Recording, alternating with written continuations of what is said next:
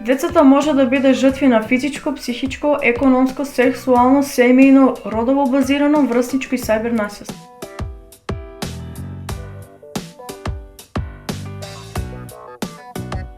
Според нашето истражување, 10% од децата некогаш биле жртва на насилство, а повеќе од 20% од децата познаваат некој кој бил жртва на насилство. Врсничкото насилство е едно од најчестите. 13% од децата наведуваат дека некогаш се нашле во ситуација да повредат некого, и тоа најчесто во самоодбрана или во одбрана на некој свој близок.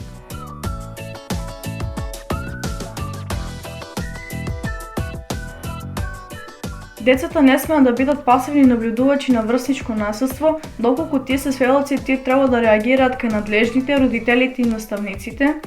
Исто така препорачуваме и образовниот систем да биде посветен на антибулинг со кадри кои ќе работат за решавање на оваа проблематика.